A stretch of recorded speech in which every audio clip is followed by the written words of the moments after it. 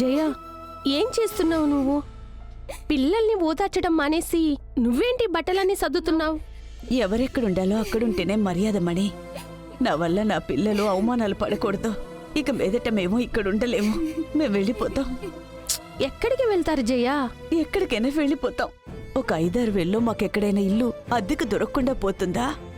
బంగారి, నువ్వైనా మీ అమ్మకు చెప్పమ్మా. లేదు మనమ్మా, ఇంత జరిగిన తర్వాత మేమిక్కడ ఉండలేము. రేపు దీనికి మించి పెద్దదేదైనా జరగచ్చు. దానికి కూడా మేమే కారణం అని చెప్తారు. అది కూడా మేం భరించాలా? చాలు మనమ్మా, చెయ్యని తప్పుకి మోసిన నిందలు ఇంకా చాలు. మన ఇంటికి వెళ్దాం.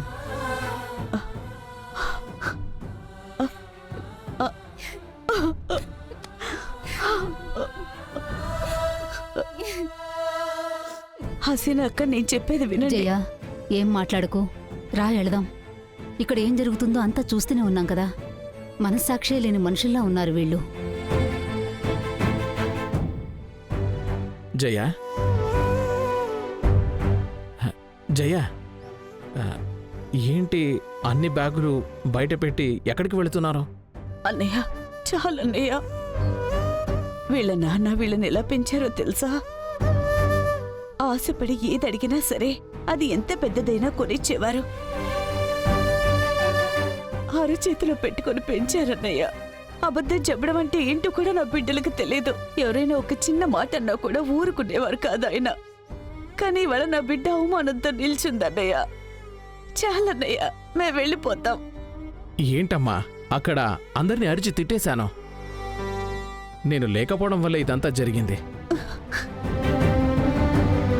ప్లీజ్ అమ్మా. బుజ్జి, ఇప్పుడు నాకున్న పెద్ద రిలీఫ్ నువ్వు నీ బిడ్డలు నాతో ఉండటమేనమ్మా. అది నా నుంచి మళ్ళీ దూరం చేయకమ్మా. అన్నయ్య, నాకు అర్థం అవుతుంది అన్నయ్య, కానీ నా వల్ల కావడం లేదు.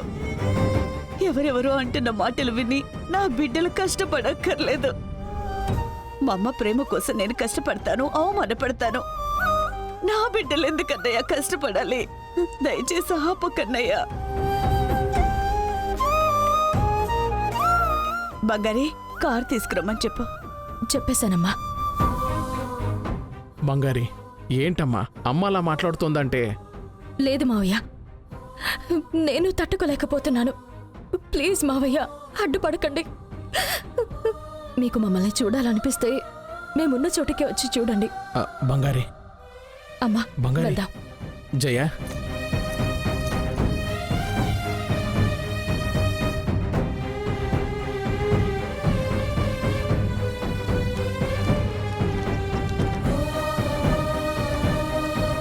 బంగారి, ఎక్కువ. బంగారి, నేను చెప్పేది వినమ్మా. మామని చెప్తున్నాను కదా. బంగారి, జయ, బంగారి, నేను చెప్పేది నువ్వైనా కొంచెం వినమ్మా. నేనున్నాను కదమ్మా, ఇంట్లో నేను మాట్లాడతానమ్మా.